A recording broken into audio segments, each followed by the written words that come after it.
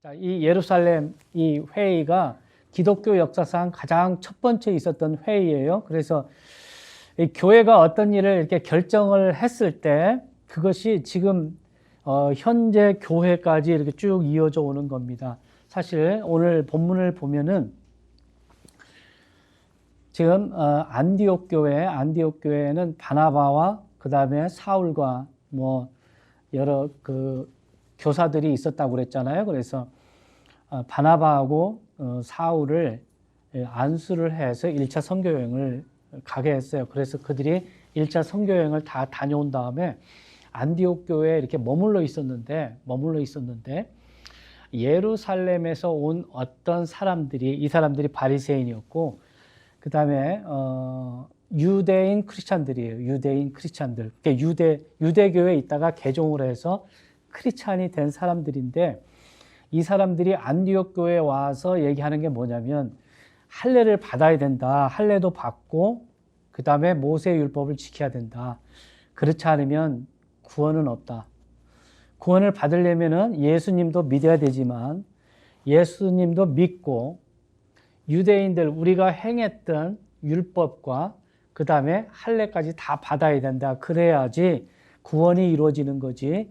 예수 믿는 그 믿음 하나만 가지고는 안 된다. 이렇게 와서 가르치는 거예요. 안디옥에 와서. 지금 사도 바울하고 바나바 또 그 외에 많은 아주 훌륭한 그 교사들이 그 안디옥 교회에 있었는데 이 사람들이 이렇게 와서 그 교회를 이렇게 혼란시켰다는 거예요. 그래서 이 문제 때문에 이제 바나바와 이 바울을 그 예루살렘 교회로 이렇게 파송을 하는 거죠. 그래서 예루살렘 교회 가서 이 일에 대해서 한번 의논을 해서 어떤 것이 옳은지 좀 확정을 짓고 오세요. 이렇게 안디옥 교회에서 예루살렘으로 보냈습니다. 그래 예루살렘 교회 갔더니 거기에서도 이 바리새인의 어떤 분파에 속한 사람들이 그들에게도 율법을 지키고 그 다음에 할례를 받게 해야 됩니다. 그렇게 하지 않으면 안 됩니다. 아무리 이방인이라고 그래도 우리 유대인과 똑같이 우리가 하는 대로 그렇게 해야 합니다. 라고 하는 몇몇 사람들이 있었어요. 그래서 이것 때문에 이제 문제가 생겨서 이제 베드로하고 그 다음에 예수님의 동생 야고보가 많은 그 회의를 거치고 딱 결과를 발표하는 겁니다. 그래서 여기 사도행전 15장이 상당히 중요해요. 유대인들에게 있어서. 또 우리에게도 굉장히 중요한 거고. 사도행전 10장에서 고넬료가 구원을 받잖아요. 최초의 이방인이거든요. 그러니까 유대인들은 이방인이 구원받는 거 전혀 생각 못 했잖아요. 그게 하나의 터닝 포인트였어요. 유대인들에게 있어서. 그러니까 유대인들이 이렇게 변해야 돼요. 이렇게 신약 시대가 왔으니까 복음에 맞게 자기네들의 사상과 가치관, 구원관이 이렇게 바뀌어야 되는데 그들이 잘 바뀌지 않았죠. 그런데 이제 하나님께서 고넬료 사건을 통해서 하나님은 유대인과 이방인의 하나님이라고 하는 것을 그 이방인이 구원받는 것, 성령님이 탁 임하는 것을 통해서 확증을 해 주셨어요.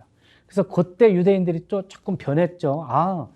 이제 유대인뿐만 아니라 이방인들도 다 구원을 받는구나.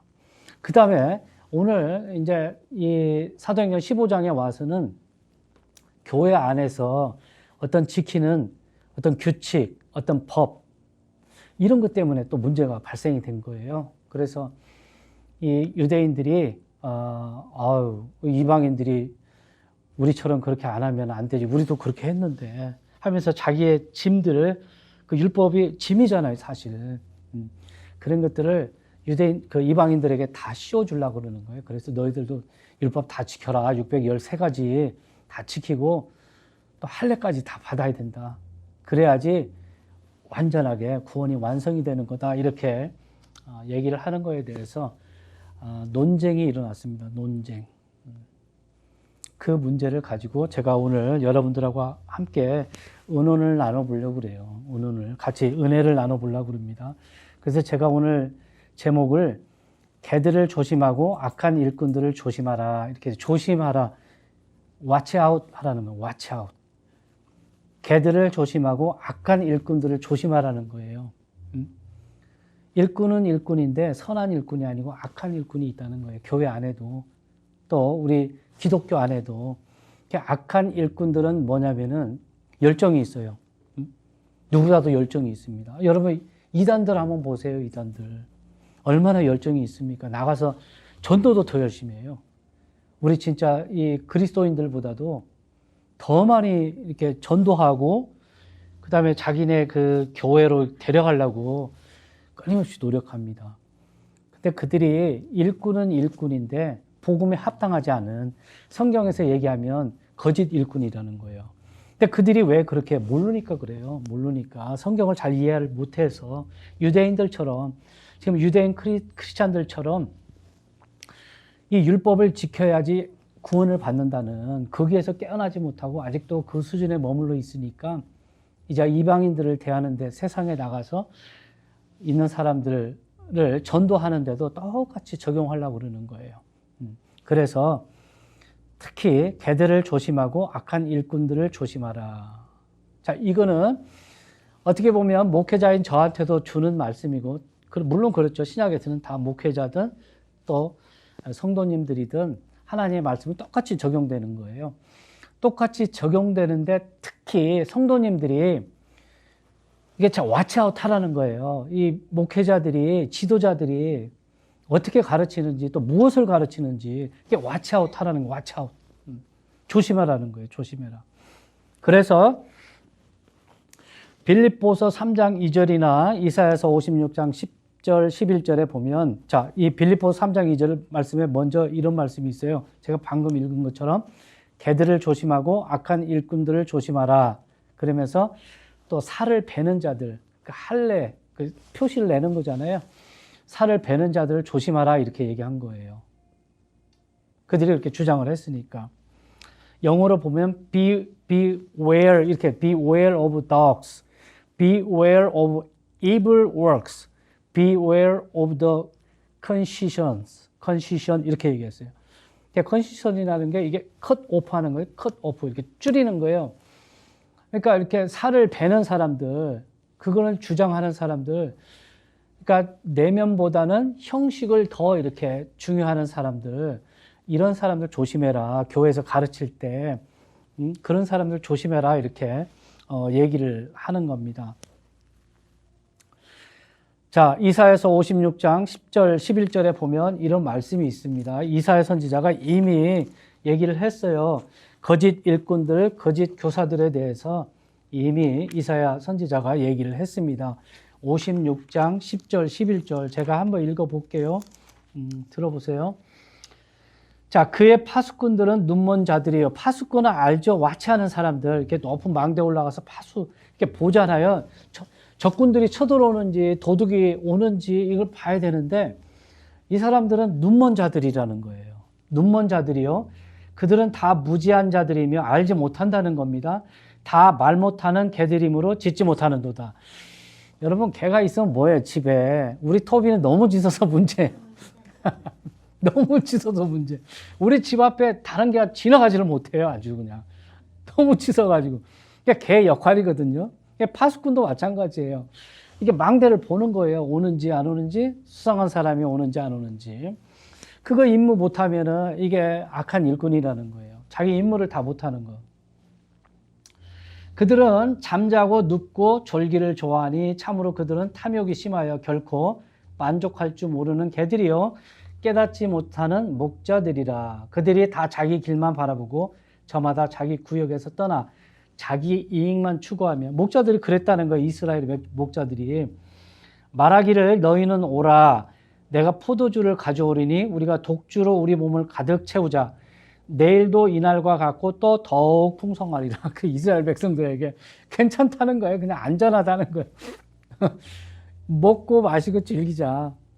내가 올라가서 이렇게 봤는데 전쟁이 일어날 기미도 안 보이고 나라가 평안하니까 괜찮다. 이렇게 얘기를 했다는 거예요. 이 악한 일꾼들. 그래서 조심하라는 거예요.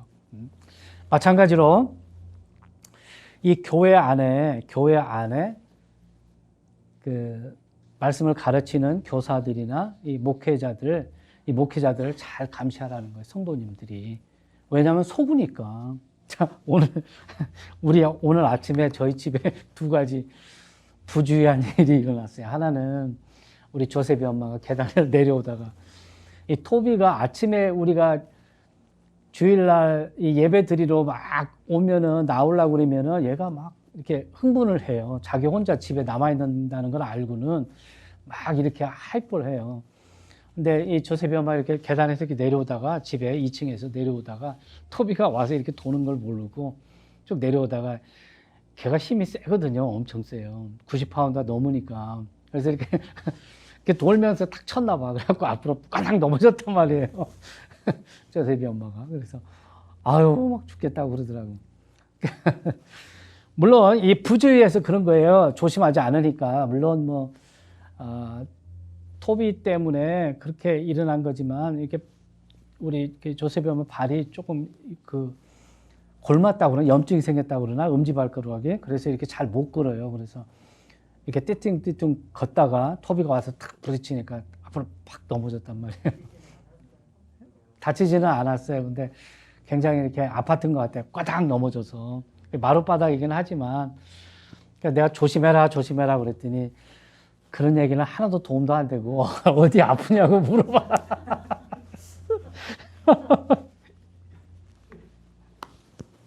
그러다가 이제 저도 이제 여기 85번, 아니, 여기 지미카트 타고 이렇게 운전하고 쭉 오다가 85번 이게 다리 건너와야 되잖아요. 그 앞에서 어떤 차가 싹 앞으로 들어오는 거예요.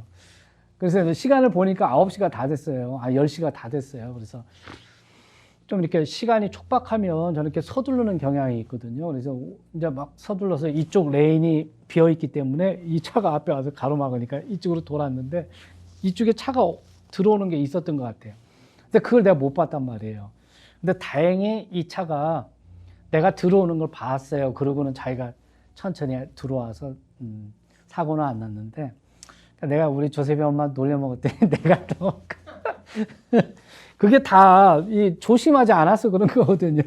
그러니까 조심하지 않으면 어떤 일이 일어나요. 그렇잖아요. 그러니까 조심하지 않아서 우리가 피해보는 것들이 상당히 많습니다. 세상 살아가면서도. 그런데 더욱이 이 교회 안에서 이 영적인 문제, 하나님의 진리에 관한 문제, 또 특히 영생에 관한 문제에 있어서 이 성도들이 이렇게 목회자도 마찬가지입니다. 이렇게 주의하고 깨어있지 않으면은 엄청난 교회가 분열을 일으키는 그런 일들이 있죠. 이 메리아타의 어떤 목사님이 교회 개척을 하셨어요. 저하고 신학교에서 같이 공부했던 목사님인데 그 목사님이 개척을 해서 이 성도들이 그래도 조금 있었단 말이에요. 한 30여 명 정도 있었는데 어떤 다른 목사님이 같이 동역합시다 하고 이렇게 들어왔어요. 들어와서 그 성도님들 몇 분 데리고 오신 것 같아.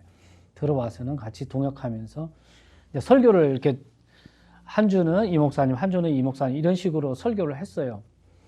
그런데 가만히 들어보니까 이상한 설교를 하는 거예요. 뭐 자기가 이렇게 보니까 진리에서 벗어난 거고 뭐 하나님의 창조의 사역도 이렇게 부인하는 것 같고 막 그래요. 그러니까 이 목사님 너무 마음이 아픈 거예요. 괜히 성도들 이렇게 숫자 늘려서 이렇게 교회를 조금 이렇게 규모를 키워보려고 이렇게 부주의하게 생각하고 그 목사님을 알아보지도 못하고 이렇게 들여와서 이렇게 동역을 하다 보니까 이게 마음에 바들이 오는 거예요. 그래서 기도하다가 이 목사님을 쫓아낼까 아니면 내가 나갈까 하다가 이 목사님이 나왔어요. 그래서 지금 목회를 못해요. 사람이 좀 착해. 너무 착해서 그래요. 그러니까 그런 목사님들이 들어올 때 이게 제대로 알지 못하고 동역한다고 이렇게 하면 안 되는 거거든요, 사실.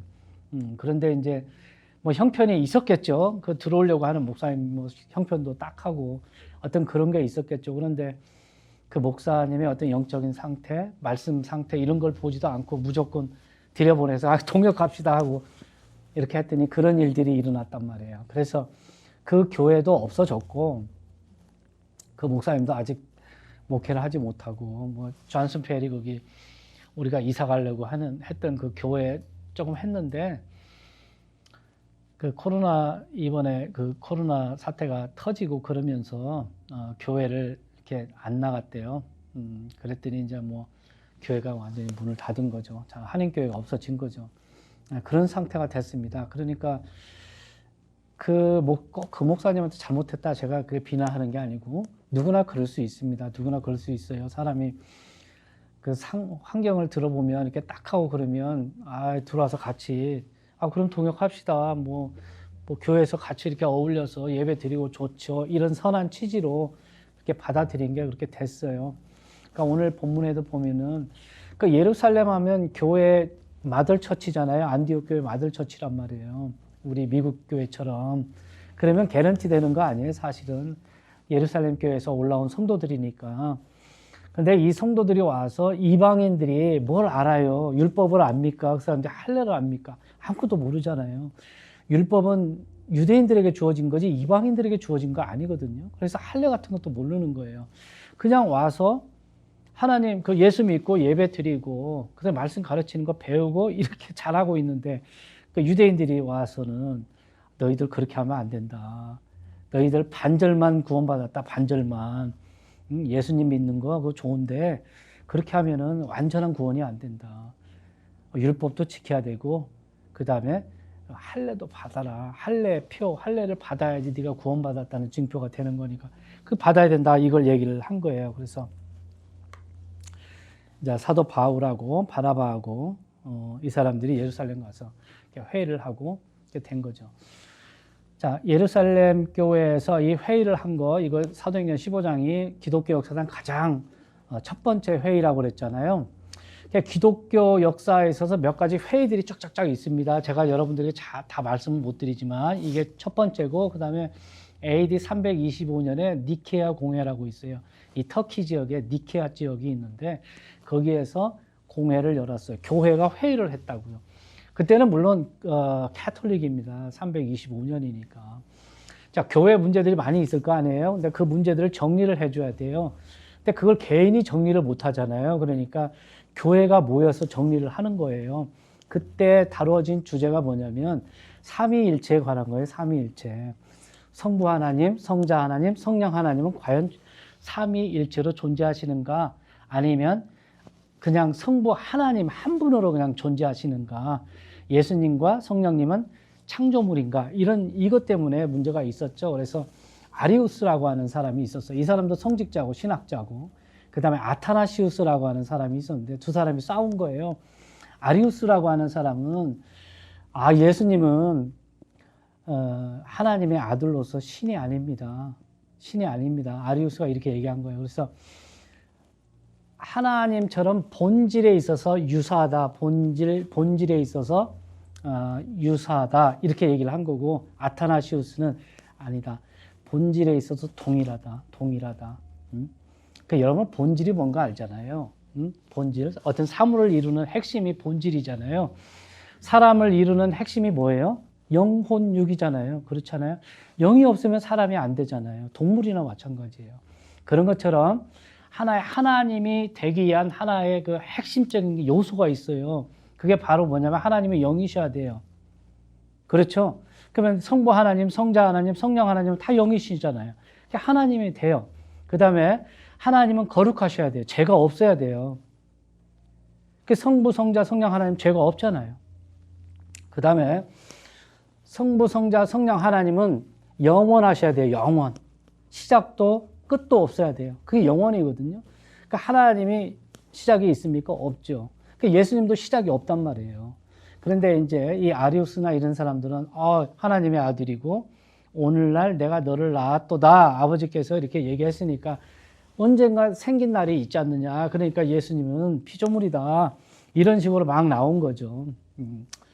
그렇게 해서 호모 우시우스, 본질에 있어서 동일하다. 아타나시우스가 이렇게 얘기한 거고, 호모 이우시우스, 이자가 하나 들어가는 거예요. 그거는 본질에 있어서 유사하다. 그냥 비슷한 거다. 그렇지만 그분은 창조주가 아니다. 이렇게 해가지고 아타나우스하고 아리우스하고 아타나시우스하고 아리우스하고 이렇게 논쟁이 벌어졌는데 결국은 이걸 가지고 교회에서 회의를 해서 이 아리우스를 이단으로 정죄를 합니다. 삼위일체 하나님 맞다. 그렇게 해가지고 니케아 공회에서 그걸 딱 결정을 한 거예요. 예루살렘 교회에서 회의를 한 것처럼 그렇게 해서 우리는 삼위일체 하나님을 믿는 거고, 근데 이 아리우스를 추종하는 사람들이 계속 그 뒤에서 이제 나왔는데 그 사람들이 유니테리언이라고 하는 사람들, 유니테리언, 그 다음에 여호와 증인. 여호와 증인의 뿌리가 그까지 올라가는 거예요. AD 한 4세기 325년 그 정도까지 올라가는 거예요. 그 뿌리가 아직도 계속 이어지고 있는 거죠. 자, 이런 하나의 그 회의를 통해서 기독교 역사가 이렇게 쭉쭉쭉 이어져 왔어요. 정통을 찾아서 정통.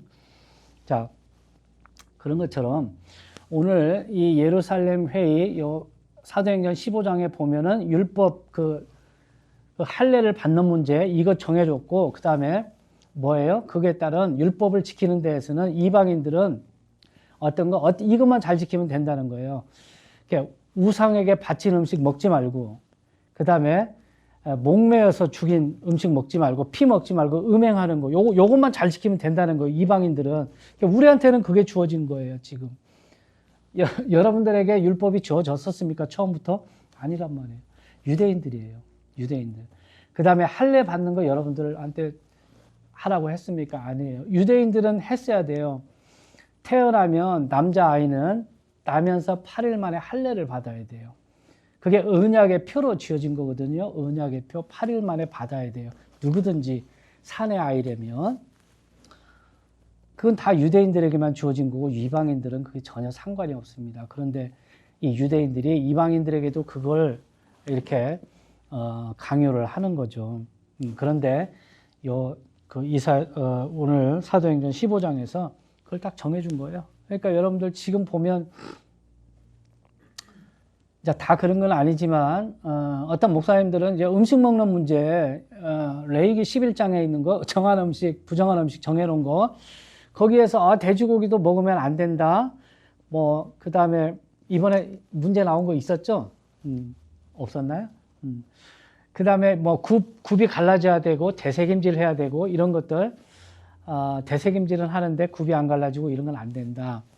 뭐 그래서 먹을 음식, 먹지 말아야 할 음식 이게 다 이렇게 음식 규정들 정해놨어요. 그래서 지금도 이 굉장히 율법을 이렇게 강조하는 목사님들은 돼지고기 같은 거 먹으면 안 된다. 율법에 정해놨잖아. 11장 레위기서 11장에 벌써 이렇게 정해놨는데 그거 먹으면 안 된다. 이렇게 해가지고 굉장히 이렇게 혼선을 일으키게 만들거든요. 근데 이 예루살렘 그 회의에서 15장 여기에서 벌써 딱 정해놨단 말이에요. 요게 중요해요. 요게 지금 신약 교회는 우리가 신약이잖아요. 구약이 아니고. 그러니까 이런 것들을 이렇게 잘 파악을 해야 돼요. 그러니까 이런 걸 잘 알아야 돼요. 여러분들이 왓치아웃 해야 되는 거예요. 그러니까 교회에서 목사님들이 돼지고기 먹으면 안 된다고 그러고 막 그러면은 이거 딱 생각을 하고 말씀에는 이게 아닌데 왜 저렇게 가르치지 이렇게 의문을 품어야 된단 말이에요. 그 다음에 휴거라고 하는 게 나온단 말이에요. 그 데살로니가서에 나오는 거예요. 이런 것도 다 나오는데 이게 없다고 그러고 자꾸 이렇게 하면은 뭔가 좀 우리가 이걸 좀 눈여겨봐야 된단 말이에요. 하나님 말씀에는 나오는데 왜 저렇게 가르치지? 이렇게 의문을 품어야 되는데 그걸 그 주의를 안 하면 그냥 가르치는 대로 넘어가는 거예요. 우리 신학교에서 여름에는 그 워크숍을 가거든요. 여름 방학 때 워크숍을 가는데 그 본교로 뉴올리언즈에 있는 거기로 가서 일주일 동안 그 공부를 하고 와요. 가서 이제 그 리서치 페이퍼도 쓰고 이제 그러고 오는데 거기에서 가르치는 교수님 한 분이 이제 그 종말론에 대해서 이렇게 가르치면서 그런 걸 부인하는 거예요. 휴거 같은 거. 이거는 다 세대주의에서 가르치는 거고 극단적인 종말론자들이 주장하는 거다. 그렇게 하면서 자기도 그런 걸 믿었는데 자기가 이 뉴올리언즈 신학교 와서 박사학위 공부하고 그러면서 다 버렸다는 거예요. 그런 식으로 이제 가르쳤을 때 그 논쟁이 일어났어요. 그래서 이제 그 학생들하고 교수님하고 막 싸우고 그랬단 말이에요. 이게 벌써 말씀에 있는데 그럼 이건 뭡니까? 이렇게 얘기하니까 그럼 비유고 상징이다. 다 이렇게 얘기하는 거죠. 비유고 상징이다. 그걸 문자적으로 보면 안 된다. 이렇게 딱 얘기하는 거예요. 그러니까 이유가 안 되잖아요. 사실. 그렇지 않습니까? 그걸 문자적으로 보면 안 된다. 그럼 왜 그걸 문자적으로 보면 안 되는지 그런 걸 가르쳐 줘야 되는데 자기도 그렇게 배웠으니까 거기에 대한 합당한 근거를 못 대는 거예요. 자, 그래서 제가 여러분들에게 말씀드리는 건 성도님들이 깨어 있어라. 저도 여러분들에게 잘못 가르칠 수 있어요. 잘못 가르칠 수 있잖아요. 나 지식이 부족하고 하나님 말씀이 부족하기 때문에 나는 완벽합니까? 그렇지 않죠. 그러니까 내가 잘못 알고 있는 것이 있을 수도 있어요. 설교 말씀에도 나올 수도 있고. 그러니까 여러분들이 그런 걸 탁탁 캐치를 할 줄 알아야 돼요. 그래서 버릴 건 버리고 취할 건 취하고 이렇게 할 줄 알아야지. 그런 분별력이 없으면 속아 넘어간다. 속아 넘어가고 그렇게 따라간다 하는 겁니다. 그래서 여러분들 그렇게 잘 와치아웃 해라. 그래서 개들을 조심하고 악한 일꾼들을 조심하라. 이건 벌써 빌립보서에서 이미 사도 바울이 얘기를 했어요. 교회 안에 그런 사람들이 있다는 거예요. 있다는 거. 지금 현 시대는 진리가 무너진 시대잖아요. 진리가 없어요. 기초가 완전히 무너졌습니다. 그래서 이 말씀이 거의 없습니다. 말씀이 거의 없고 형식, 껍데기 이런 것들만 있어요. 그러니까 세례를 받아야 된다. 할례를 받아야 된다.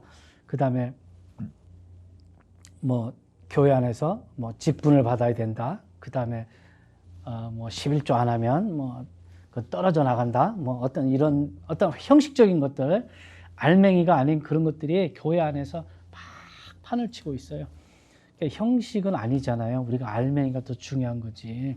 그래서 그런 것들을 잘 봐라 하는 겁니다. 그러면서 자, 오늘 말씀을 한번 보도록 하겠습니다. 자, 1절부터. 자, 유대로부터 내려온 어떤 사람들이 형제들을 가르치며 이르되, 자, 안 가르치면 괜찮은데 가르친다는 거예요. 그러니까 가르치니까 사람들이 막 와서 배울 거 아닙니까? 그래, 이렇게 가르치는 사람들이 문제죠. 너희가 모세의 관례대로 할례를 받지 아니하면 능히 구원을 받지 못하리라 하니, 그러므로 바울과 바나바와 그 사람들 사이에 작지 않은 분쟁과 논쟁이 일어나니라. 여러분, 교회에서 허용되는 논쟁과 분쟁은 바로 이런 거예요. 진리냐 아니냐, 비진리냐 진리냐, 이거 가지고 논쟁이 일어나야 되고, 이것 때문에 분리가 돼야 되고, 이것 때문에 싸움이 일어나야 되는 거예요.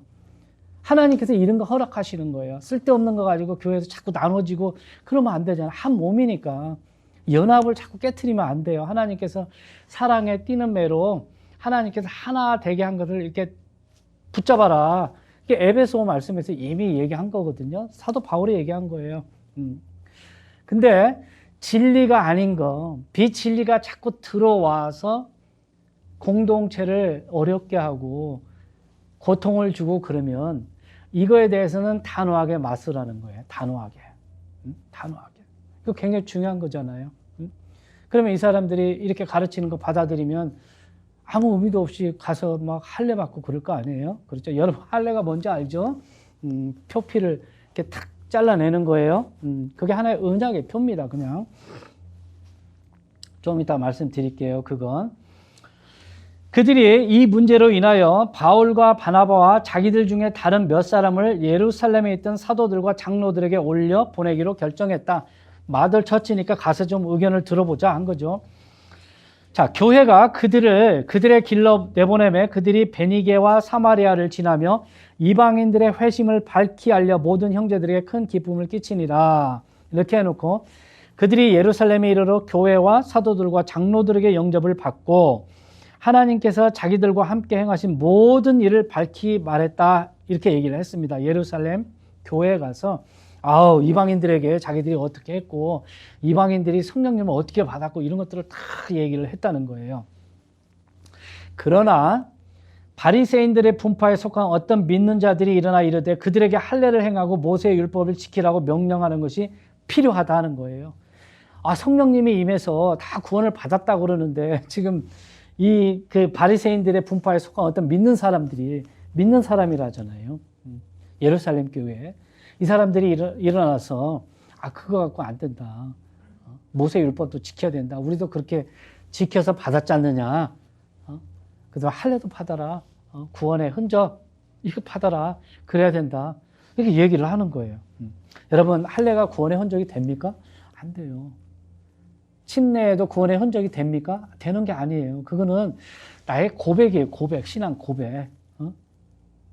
아, 저 사람이 구원을 받았구나. 저 고백하는 걸 보니까 이렇게 우리가 믿을 수 있는 거지.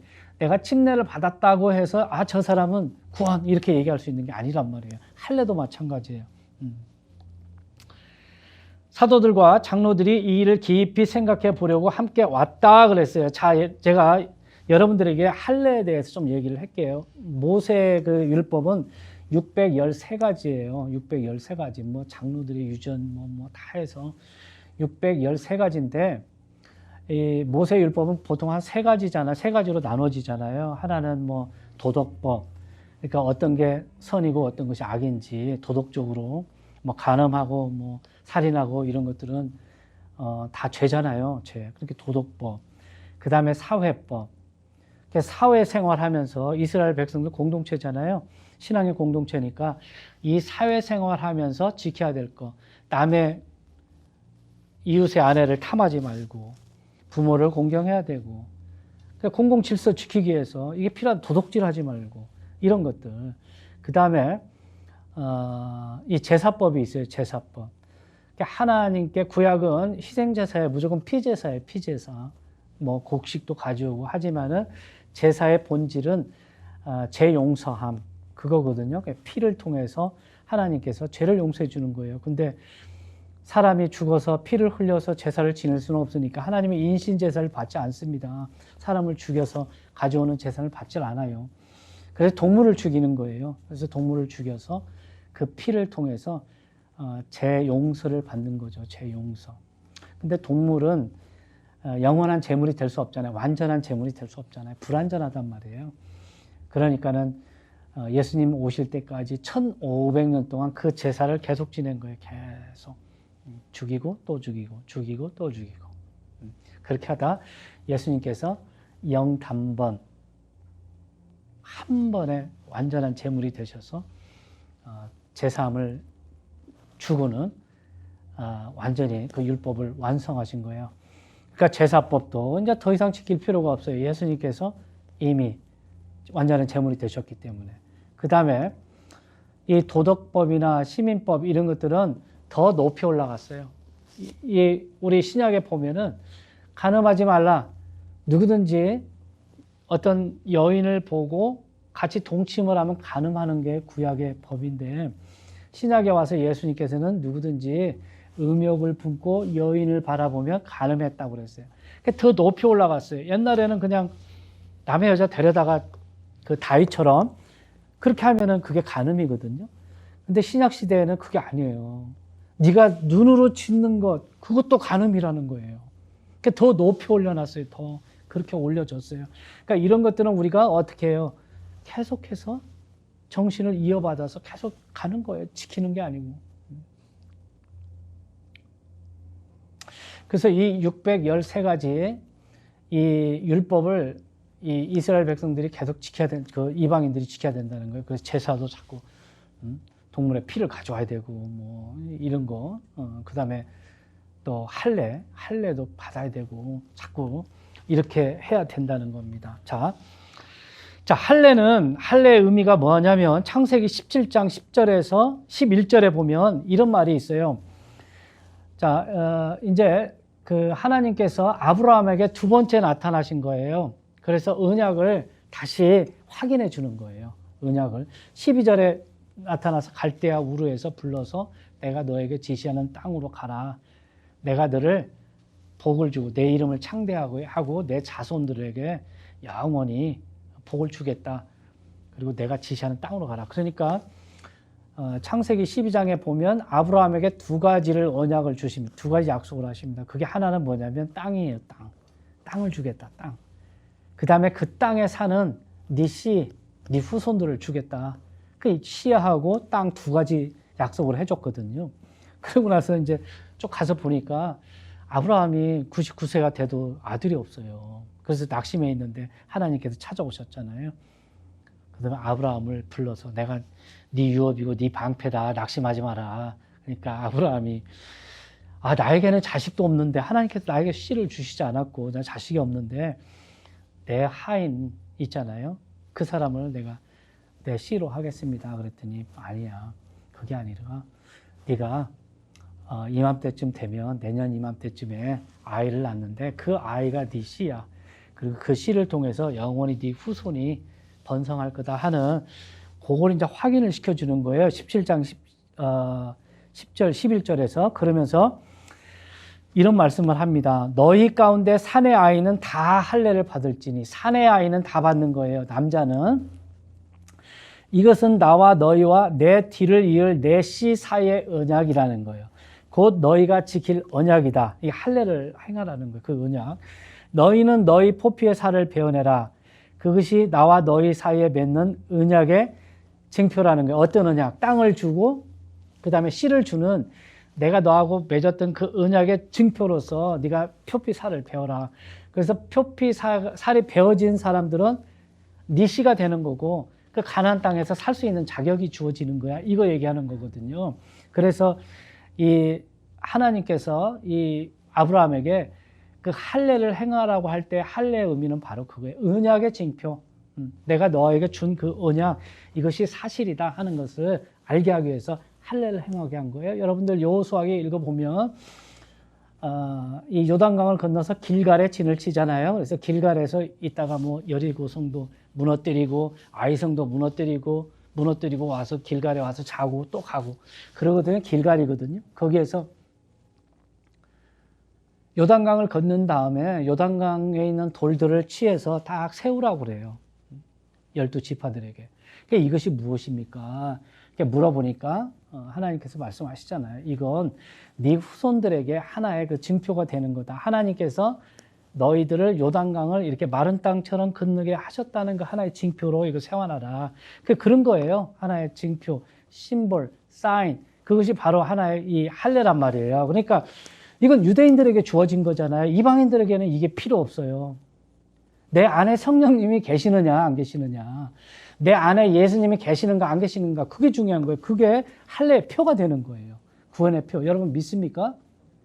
그거지. 이스라엘 백성들처럼 형식적으로 어떤 몸에 자국을 남겼는가 안 남겼는가, 그게 중요한 게 아니다.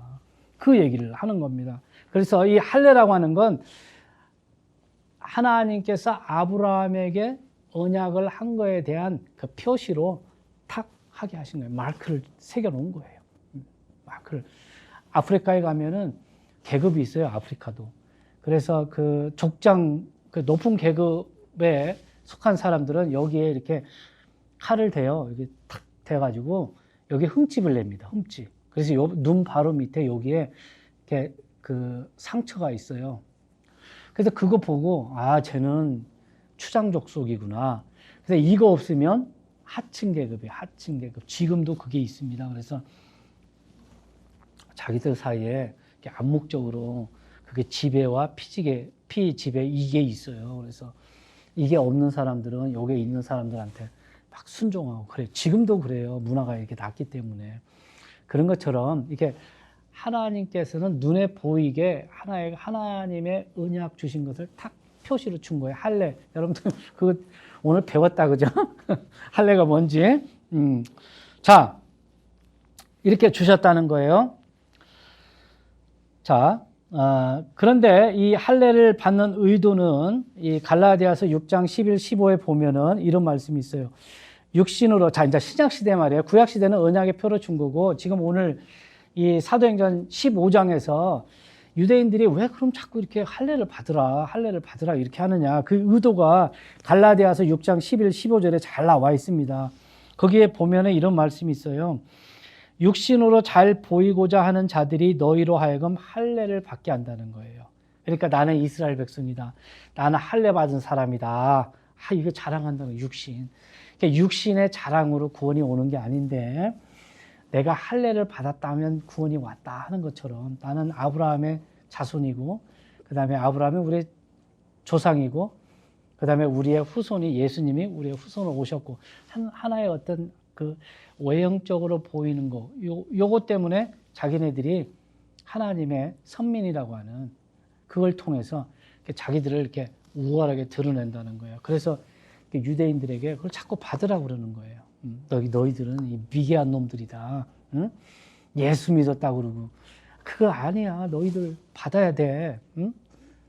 이렇게 저급하게 이렇게 룩다운하고 그런단 말이에요. 자, 육신으로 잘 보이고자 하는 자들이 너희로 하여금 할례를 받게 하면 단지 그리스도의 십자가로 인한 핍박을 받지 아니함이니라. 할례를 받는 자들은 스스로 율법을 지키지 아니하며. 이 할례를 받는 자들이 할례만 받았지 율법은 또 전혀 상관이 없어요. 이 율법 안에 할례가 있는 거 아닙니까? 그러니까 할례를 받는 건 율법을 지키는 건데 이 할례만 받고 율법 613가지는 또 무시하는 거예요. 받지도 않는 거예요. 그러니까 자랑하는 거예요. 실질적으로. 자, 그리스도의 십자가로 인한 핍박을 받지 아니하려 함이니라. 할례를 받는 자들은 스스로 율법을 지키지 아니하며 다만 너희 육신을 자랑하려고 너희가 할례 받기를 원하노라. 그러나 나는 사도 바울이 얘기하는 거예요. 우리 주 예수 그리스도의 십자가 외에 결코 어떤 것도 자랑할 수 없나니 그분으로 말미암아 세상이 나에 대하여 십자가에 못 박혔고 나 또한 그러하다는 거예요. 여러분, 이 유대인들은 율법을 강조하지만 율법을 지키지 않습니다. 바리새인들 이 사람들 율법 지키지도 않아요. 자기네들이 다 그렇게 율법 잘 지키는 것 같고 그렇지만은 그렇지 않습니다. 다 다른 사람들에게 이거 지켜라, 저거 지켜라, 이거 지켜야 된다, 저거 지켜야 된다. 그렇게 다 하고는 자기네들은 안 하는 거예요. 그러니까 남한테 짐만 계속 옮겨주고 그 다음에 율법에다 자꾸 또 율법을 조항을 더 만드는 거예요. 더 계속. 그래서 사람을 아주 그냥 옥죄이는 거예요. 꼼짝달싹 못하게. 그렇게 해서 사람들이 굉장히 그 버든, 그 짐 때문에 허덕이게 만드는 거예요. 그렇지만 자기네들은 이제 바리새인이라는 거죠. 자기들 신분이. 그러니까 우수한 사람들이라는 거예요. 그래서 뻐기는 거예요. 괜찮다는 거예요. 하나님 우리 잘 섬기니까. 일주일에 몇 번씩 금식하고. 그런 게 어디 있어요? 일주일에 몇 번씩 금식하고, 기도하고, 도둑질 안 하고. 거짓말이죠. 자기는 다 도둑질하고 다 했죠. 그러니까 예수님의 십자가, 이건 고난이잖아요. 이 고난에 대해서는 자기네들이 생각을 안 하는 거예요. 그러니까 율법, 이 할례를 받으면 사실은 고난이 오는 거 아닙니까? 그렇잖아요. 그리스도의 흔적이 이렇게 있다 생각하면 세상 사람들이 볼 때, 저거 예수 믿는 놈들이구나. 이렇게 하면 고난이 오잖아요. 고난이 오잖아. 그런데 이 사람들은 하나의 이 할례를 하나의 자기들의 우월성, 자랑, 외모, 이런 걸로 이렇게 생각해서 저기를 했다는 거예요. 자, 이 신약 시대의 할례에 대해서 한번 보겠습니다. 로마서 2장 25절, 29절에 할례는 이 몸에 하는 게 중요한 게 아니라 마음에 하는 게 중요하다 이렇게 얘기를 했어요. 로마서 2장 25절 한번 보겠습니다. 사도 바울이 그래서 이런 것들을 아주 그냥 타파를 하는 겁니다. 이 로마서 2장 25절, 29절 한번 볼게요. 25절 보면 내가 율법을 지키면 할례가 참으로 유익하나, 그러니까 할례는 율법의 내용이기 때문에 율법을 지켜야 할례가 유익하나 율법을 어기는 자가 되면 내가 할례가 무할례자가 되나니, 그러니까 할례만 받아서 아무 필요가 없다는 거예요. 유대인들은 할례도 받았지만은 율법도 지켜야 된다. 그래야 그 할례 자체가 중요하다는 거예요. 참 유대인이라는 거예요. 그게 율법도 지키고 할례도 지키고. 근데 할례만 받고 나는 유대인입니다. 이렇게 얘기하면서 하나님의 말씀을 지키지 않으면 그 할례가 아무 저희가 없다 그 얘기를 하는 거예요. 그런즉 무할례자가 율법의 의를 지키면 그의 무할례를 할례로 여겨야 하지 아니하겠느냐. 율법이 더 중요하다는 거예요. 율법. 할례가 중요한 게 아니라. 그러니까 신약 시대에 마찬가지예요, 여러분들. 나를 사랑하는 자가 나의 계명을 가지고 지키는 자라야 나를 사랑하는 자니 나를 사랑하는 자는 내 아버지께 사랑을 받을 것이요 나도 그를 사랑하여 그에게 나를 나타내리라. 하나님을 사랑한다고 그러면서 하나님의 계명을 지키지 않는다면은 하나님 사랑하는 거 아니다. 내가 할례를 받았다고 아무리 주장하지만 율법 지키지 않으면 할례 그거 아무것도 아니다. 지금 그 얘기를 하는 거예요. 유대인들은 율법을 지켜야 되니까. 할례만 받으면 뭐하냐? 율법도 안 지키는데. 하나님을 사랑한다고 나는 크리스찬이라고 그러고 나는 예수님 믿는다고 그러면서 하나님의 말씀을 지키지도 않고 순종하지 않으면 그게 무슨 크리스찬이야? 그 얘기나 똑같은 거예요. 오히려 예수님 믿지 않아도 하나님 말씀 사랑하고 순종하면 오히려 그게 더 크리스찬 같다. 그 얘기를 하는 겁니다. 그러면 말씀이 그만큼 중요하다는 거예요. 내용이 중요하다. 또한 본래 무할례자가 율법을 이행하면 글자와 할례를 통해 율법을 범하는 너를 판단하지 아니하겠느냐.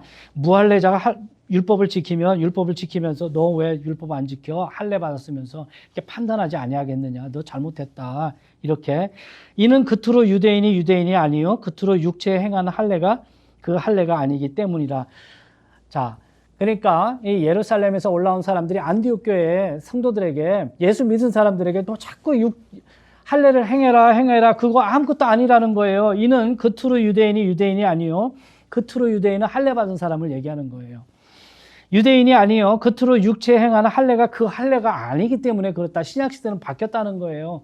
그게 아니라는 거예요. 구약 시대는 그 할례가 맞은데 신약 시대는 거기 표피를 잘라내는 그거 아무것도 아니다.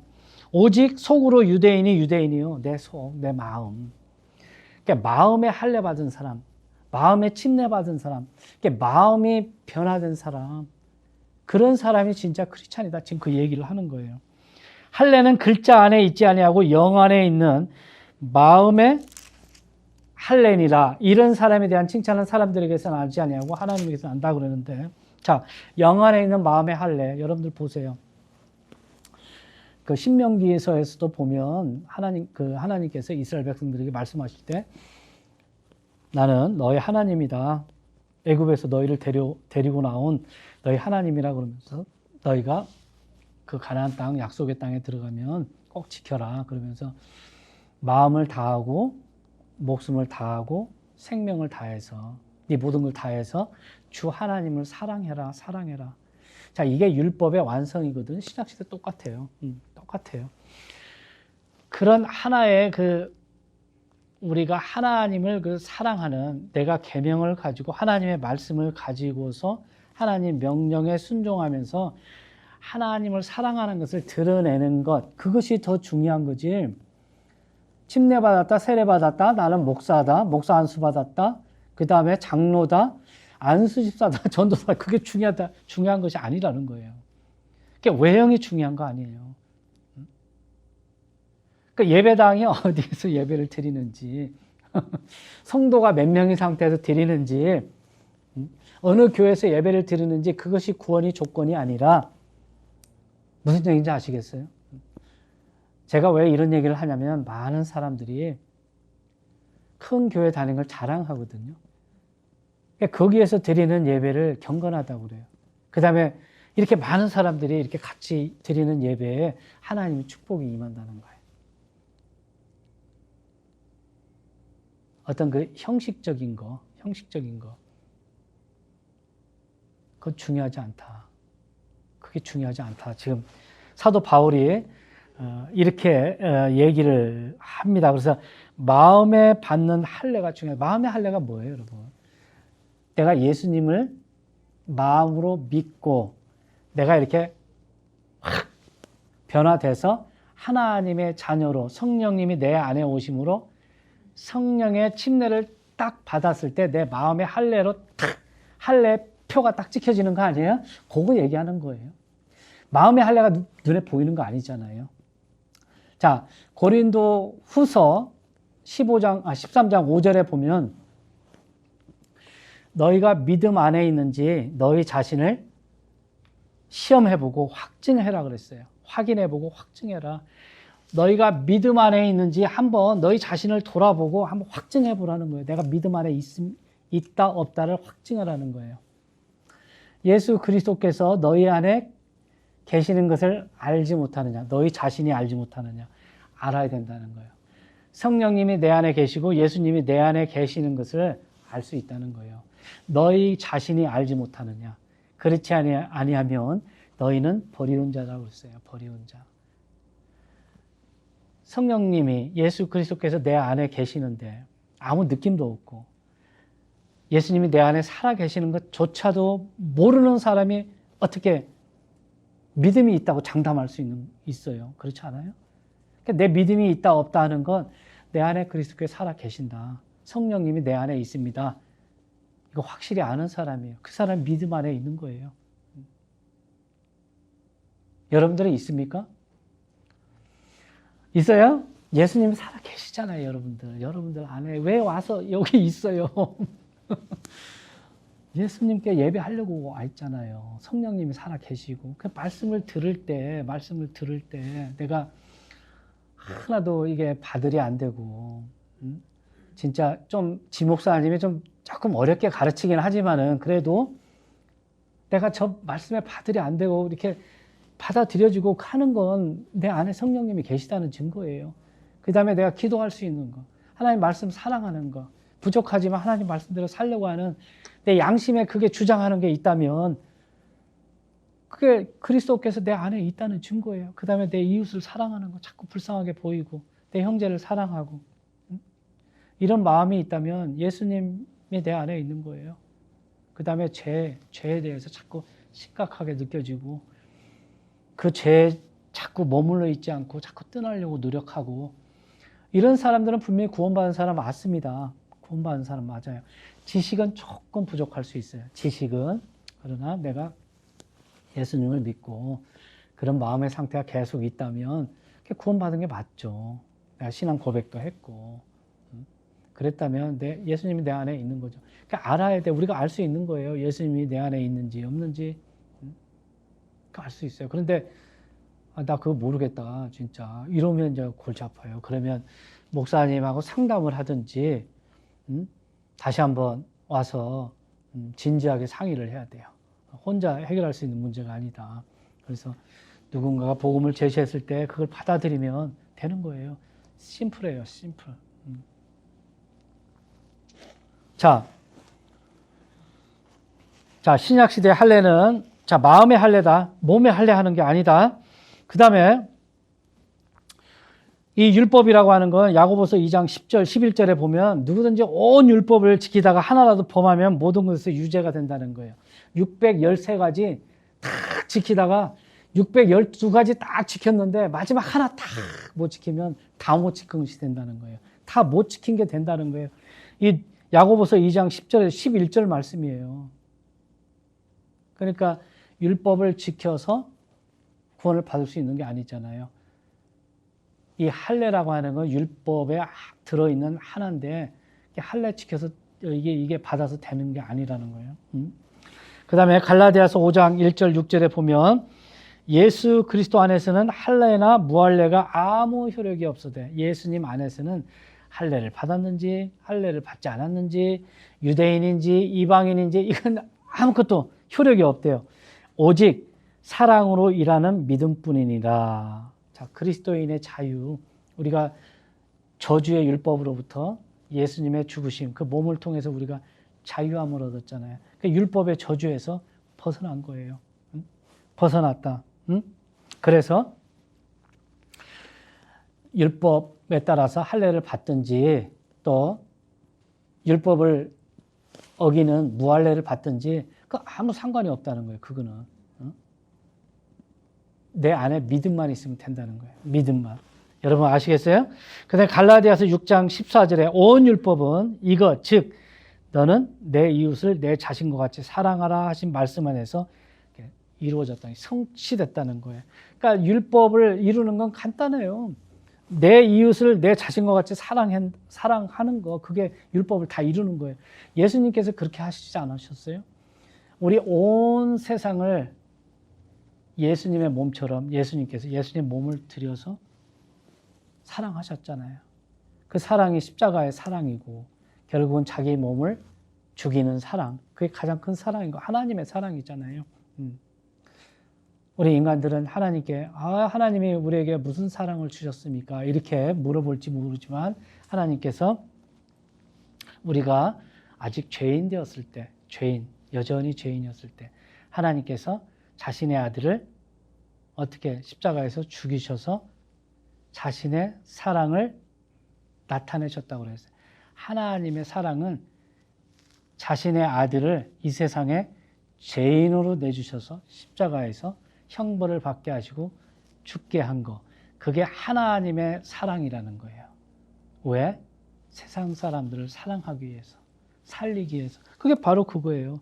너는 내 이웃을 내 자신과 같이 사랑하라 하신 말씀 안에서 성취됐다는 거예요. 예수님께서 우리를 위해서 그렇게 사랑하신 것처럼 우리도 이웃을 그렇게 사랑하면 613가지의 말씀을 다 이루는 거나 마찬가지라는 거야. 그 예수님께서 거기서 다 이루셨기 때문에 사랑이에요. 10계명 1에서부터 10까지 다 사랑입니다. 내 앞에 다른 신을 두지 마라. 하나님을 사랑하면 다른 신을 안 둬요. 그렇지 않아요? 우상을 섬기지 마라. 하나님을 사랑하면 우상을 섬길 수 없죠. 우상을 두지 않죠. 안식일을 범하지 마라. 내가 하나님의 말씀을 사랑하면 안식일을 범하지 않죠. 구약시대는. 지금 신약시대는 안식일이 없죠. 안식일에 대해서 얘기 안 하죠. 그렇지 않습니까? 구약시대는 마찬가지예요. 하나님께서 6일 동안 창조하시고 하루 쉬고 그러면서 하나님의 창조를 기억하고 하나님께서 우리에게 안식을 주신 그 사랑, 그걸 생각하면 안식을 범하지 않죠. 하루 쉬는 거죠. 그 다음에 도둑질 하지 마라. 내 이웃을 사랑하면 도둑질 안 하죠. 남의 아내를 탐하지 마라. 내 아내를 사랑하고 내 이웃을 사랑하면 남의 아내를 탐하지 않죠. 그렇지 않습니까? 부모를 공경해라. 내 부모를 사랑하면 하나님을 사랑하고 그러면 하나님 말씀에 따라서 부모를 사랑하는 거예요. 다 사랑으로 이루어지는 거예요. 사랑 하나로 딱 표현이 되는 거예요. 그게 바로 요한복음 3장 16절 하나님이 세상을 이처럼 사랑하사 독생자를 주셨으니 이는 저를 믿는 자마다 멸망하지 않고 영원한 생명, eternal life, everlasting life 이걸 주려 함이라 이렇게 얘기했잖아요. 하나님이 세상을 이처럼 사랑하사 독생자를 주신 것 이거 하나의 율법이 다 끝난 거예요. 자꾸 율법 가지고 자꾸 그러지 마라. 지금 이렇게 얘기를 하고 있는 겁니다. 그 다음에 갈라디아서 6장 15절에 보면 그리스도 예수님 안에는 할례나 무할례가 아무 효력이 없고 새로운 창조물만 있느니라. 할례, 무할례 필요 없다. New creation. 누구든지 그리스도 안에 있으면 새로운 창조물이다 그랬어요. 이전 것은 지나갔으니 보라 새 것이 되었도다. New creation. 여러분이나 저는 뭐 하나니까 픽스 해가지고 고장난 거 뭐 이렇게 고쳐가지고 된 게 아니고 완전히 싹 다 죽여버리고 여러분도 죽고 나도 죽었잖아요. 십자가에서. 완전히 죽고 새로운 사람으로 만들었다는 거예요. 새로운 사람. New creation. 그러니까 그리스도 안에서 New creation이 됐는데 몸의 흔적 이거 남길 필요가 뭐가 있어요? 아무 의미 없는 거 아닙니까? 그것만 있다는 거예요. 자, 그래서 제가 이제 결론을 내릴게요. 오늘 본문에 있는 거 다 하지 않고. 자, 그래서 로마서 3장 28, 31절에 보면 사람은 율법의 행위와 상관없이 믿음으로 얻게 된다. 내가 갖고 있는 믿음. 그 다음에 하나님의 은혜. 할례를 받았던, 할례를 받지 않았던 믿음을 갖고 있으면 하나님이 은혜로 구원해 준다는 거예요. 이게 하나님의 은혜예요. 할례 받은 사람한테만 주는 게 아니고 그렇게 된다는 겁니다. 그래서 하나님의 은혜로 된다 하는 거예요. 자, 그래서 이 신약시대 우리 성도들은 할례 뭐 이런 형식적인 그게 중요한 게 아니라 갈라디아서 6장 16, 20절, 26절에 나와 있는 것처럼 이제 성령을 따라 살면 되는 거예요. 성령을 따라서 살면 된다. 성령을. 제가 한번 볼게요. 갈라디아서 6장 16절.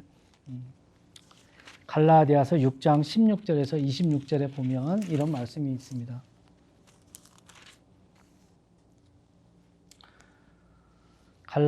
갈라디아서 6장 16절, 26절이 아니죠. 11절부터 한번 제가 볼게요. 갈라디아서 6장이요. 너희는 내가 내 손으로 너에게 얼마나 큰 글자로 썼는지 보는도다. 이 갈라디아 지방에 보낸 편지에서 사도 바울이 큰 글씨로 썼다는 거예요. 자기가. 눈이 안 좋았는데도. 육신으로 잘 보이고자 하는 자들이 너희로 하여금 억지로 할례를 받게 하면 단지 그리스도의 십자가로 인한 핍박을 받지 아니하려 함이다 하는 거예요. 그 다음에 자, 15절에 그리스도 예수님 안에서는 할례나 무할례가 아무 효력이 없고 새로운 창조물만 있다 그랬고, 가만 있어봐요. 여기 볼게요. 6장 16절에서, 아니 5장이네요. 5장 미안합니다. 갈라디아서 5장 16절에서 26절에 보면 성령 안에서 걸으라는 거예요. 자, 보세요. 그런즉 내가 이것을 말하노니 곧 성령 안에서 걸으라. 성령 안에서 걸으라. 성령 안에서 살아라. 그 얘기예요. 그리하면 너희가 육신의 욕심을 이루지 아니하리라. 육신은 성령을 대적하여 욕심을 부리고 성령은 육신을 대적하나니 이 둘이 서로 반대가 되므로 너희가 원하는 것들을 너희가 능히 하지 못하니라. 그러니까 우리의 육신 정욕, 우리의 생각들, 세상적인 생각들 이런 것들은 성령을 대적해서 욕심을 부린다는 거예요. 내 뜻 이런 것들이. 그러나 너희가 성령의 인도를 받으면 율법 아래 있지 아니하니라. 성령의 인도를 받으라는 거예요. 이제 육신의 행위들은 명백하니 이것들이라 곧. 자, 내 육신에서 나오는 것들은 바로 이런 거라는 거예요. 이런 것들이 성령을 대적하는데 뭐냐? 우상숭배, 자, 간음이라고 하는 거, 그 다음에 음행, 그 다음에 온갖 부정함, 옳지 않은 거죠. 깨끗하지 않은 거. 그 다음에 색욕, 그러니까 우상숭배하는 거, 우상숭배는 돈도 될 수 있고, 뭐 많잖아요. 하나님을 앞에는, 하나님보다 먼저 앞세우는 거. 이게 다 우상숭배예요. 자식이 될 수도 있고, 내 명예가 될 수도 있고, 하여튼. 그 다음에 마술, 그 다음에 증오와 불화와 경쟁과 진노와 다툼과 폭동과 이단 파당과 이 다툼, 폭동, 진노, 경쟁 이런 것들이 다 육신에 따라 나온다는 거예요. 세상 보세요. 서로 다투고 경쟁하고 이렇게 그러잖아요. 세상 경쟁 사회니까 그래요. 그 다음에 시기, 살인, 술 취하는 거, 흥청됨, 또 그와 같은 것들이라. 자, 이런 것들을 따라서 살면 성령을 거역하면서 사는 거예요. 여러분들 이거 보세요. 술 취하는 거 이거는 정신적인 게 아니잖아. 내가 진짜 술을 마시고 술 취하고 이건 내가 끊을 수 있는 거잖아요. 그런데 뭐 시기 같은 거 이런 건 사실은 굉장히 어렵잖아요. 사람이 다 시기가 나온단 말이에요. 누가 땅을 사면 뭐 사촌이 땅을 사면 배가 아프다고 그러잖아요. 그런 것처럼 이 시기, 질투 이런 것들은 사실 우리 마음속에서 나오는 건데 굉장히 어려워요. 굉장히 어려워. 근데 뭐 우상숭배하는 것도 뭐 자제할 수 있어요. 그다음에 마술 같은 거 안 할 수 있어요. 증오, 남 증오하는 거, 남과 불화하는 거 이런 것들은 사실 우리 마음에서 이게 나오는 것들이기 때문에 상당히 어려워요. 경쟁하는 거 어떻게 경쟁 안 할 수 있어요? 다투는 거 이런 거. 내가 또한 전에 너에게 말한 것 같이 이것들에 대하여 미리 너에게 말하노니 그런 것들을 행하는 자들은 결코 하나님의 왕국을 상속받지 못한다. 자, 이 말은 과거에 우리가 이렇게 살았잖아요. 그렇잖아요. 지금 믿지 않는 사람들은 이런 삶을 살고 있는 거예요. 이게 죄로 생각하지도 않고 아무렇지도 않게 원래 뭐 세상이 다 이렇게 사는 거지 하고 거기에 세상의 법에 맞춰서 그냥 이렇게 사는 거예요. 죄책감도 느끼지 않고. 그런데 전에는 우리가 그렇게 살았지만 지금은 거기에서 완전히 벗어나서 성령의 인도를 받아서 우리가 물론 실수를 할 수 있죠.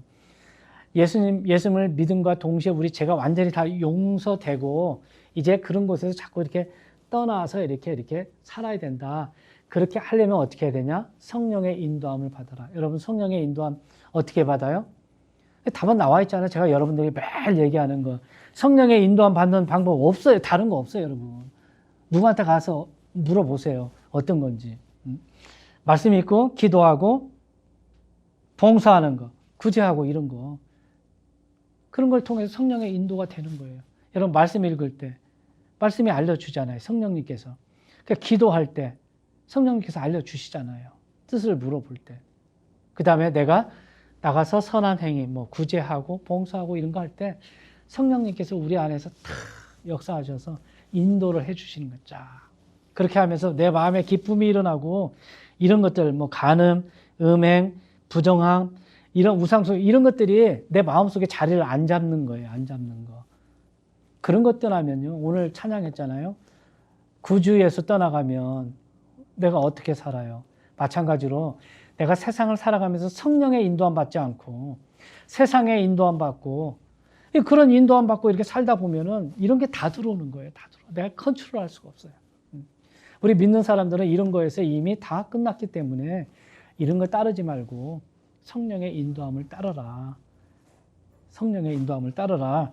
이렇게 얘기하는 거예요. 그러면서 성령의 열매는 사랑이라는 거예요. 사랑이 나와요. 이웃을 사랑하고. 근데 기쁨이 있다는 거예요. 기쁨. 그 다음에 화목하는 거예요. 화목. 화평. 그 다음에 오래 참는 거예요. 오래 참는 거. 사람에 대해서든 환경에 대해서든 부드러워지고 그 다음에 선한 것을 추구하는 거예요. 악한 것을 따르지 않고. 믿음과 온유와 절제가 또 있어요. 이와 같은 것을 대적할 법이 없다. 성령의 인도함을 받으면 이런 게 나온다는 거예요.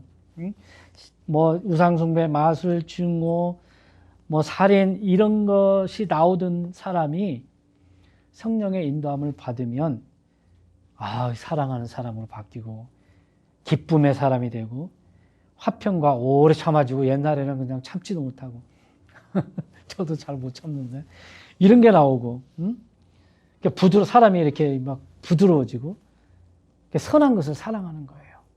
악한 것 싫어해. 악한 거 싫어해. 악한 사람도 싫어해. 이게 정상적으로 돼야 되는 거예요. 근데 믿음, 온유해져요. 또 온유. 절제를 할 줄 알아. 딱딱딱. 왜? 그리스도께 속한 사람들은 애착들과 정욕들과 함께 육신을 십자가에 못 박았기 때문에 그렇다.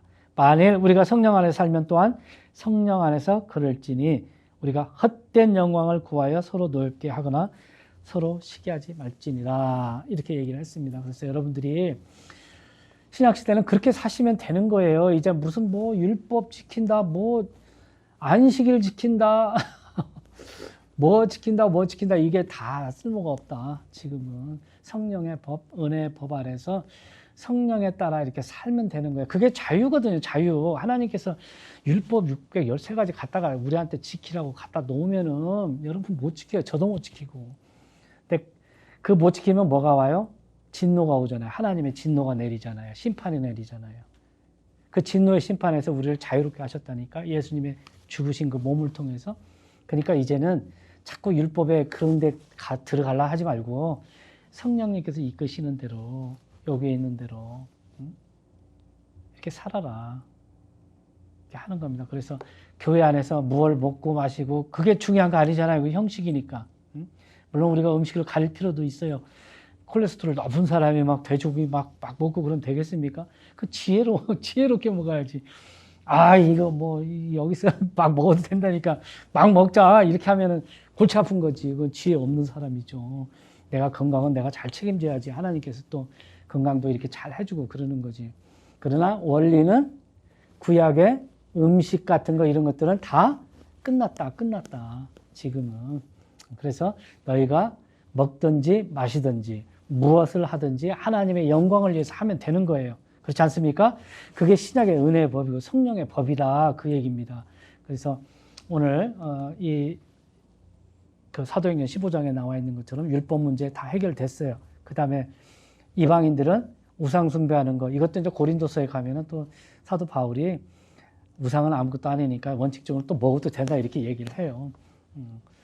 그런데 이제 믿음이 연약한 사람들 앞에서 내가 우상 음식 먹으면 그 사람이 실족될 것 같으니까 먹지 마라 이렇게 얘기하는 거예요. 어쨌든 우상에 드려진 거, 그다음에 목매어준 피, 선짓국 먹으면 안 돼. 나는 그렇게 생각해요. 피 들어 있잖아요.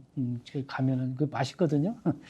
피째 먹지 마라 그랬어요. 그 안에 생명이 있기 때문에. 그다음에 음행하는 거, 이런 거. 이방인들은 요거 잘 지키면 돼요. 그러면 되는 거예요. 교회 안에서. 다른 거 없다. 자, 이 한 주간도 여러분들 사시면서 우리가 그 잘못 알고 있는 거, 내가 세상으로부터 받아들이는 어떤 잘못된 정보들 이런 것들에 주의해서 내 그 생각과 이 마음을 깨끗하고 정결하게 지키는 저와 여러분들이 되기를 주님의 이름으로 축원합니다. 하나님 아버지, 오늘 말씀을 통해서 하나님께서 우리를 그 율법의 진노에서 자유를 주시려고 하나님의 아들 그 독생자 예수 그리스도를 몸을 내주시고 그 몸의 죽으심을 통해서 저희가 율법의 진노로부터 자유함을 받았습니다. 이제 이 자유를 제 병기로 사용하지 않고 하나님 말씀에 따라서 하나님의 의를 이루는 그런 무기가 되기 원합니다. 성령님 도와주셔서 우리 육신의 욕심을 이루는 우리의 속성을 막아주시고 성령 충만해져서 하나님의 그 성령의 뜻에 따라 사는 저희들이 될 수 있도록 날마다 인도하여 주시옵소서. 우리는 지저분하고 추하고 돌아서면 죄가 생각나고 하나님 말씀을 지키려고 노력하다가도 금방 까먹는 그런 미련하고 정말 하나님 보시기에 불순종한 사람들입니다. 그럼에도 불구하고 하나님께서 우리를 사랑하시오니 하나님 저희들 세상으로부터 오는 어려운 그 죄악들 이런 것들로부터 잘 보호해 주셔서 하나님께 영광이 되는 그런 삶이 되게 하나님 도와주시옵소서. 감사드리며 주 예수 그리스도 이름으로 기도하옵나이다. 아멘.